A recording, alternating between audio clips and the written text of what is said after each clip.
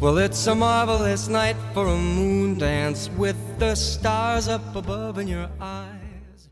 Not many years ago, in Dos Hermanas, after long negotiations between the owner and the town government, a young woman started to work in an old library, a mysterious building called Huerta de Abaurre.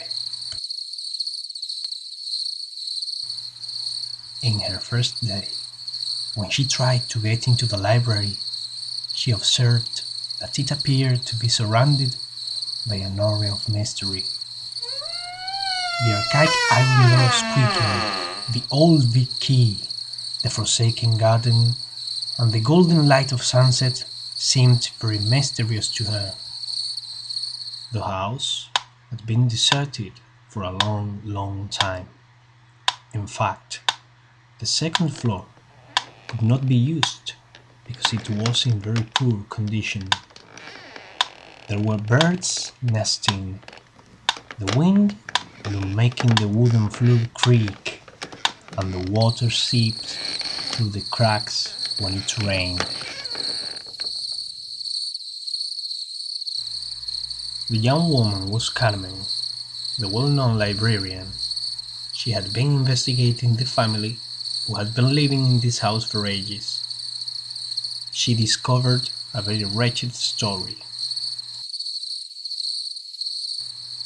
The house had been built by the father of the family, a rich architect, and given to the mother as a present, as a token of his love for her.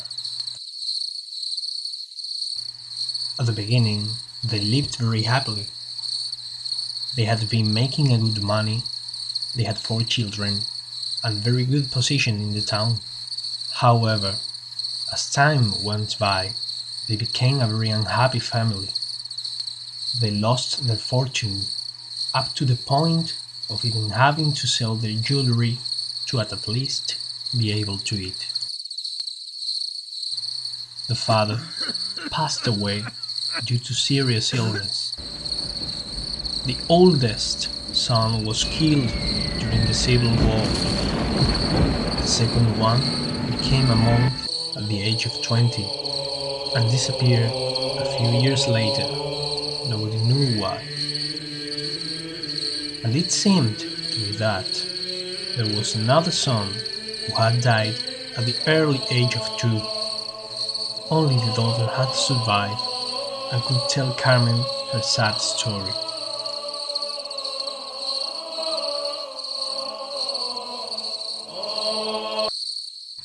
The young librarian, who had a boundless imagination and was very fond of fantasy literature, thought, "Let me see. Here you are, all the ingredients. A mysterious house, a sad story, and children who are willing to believe, to tell, dream, and even see with their own eyes what they have dreamed."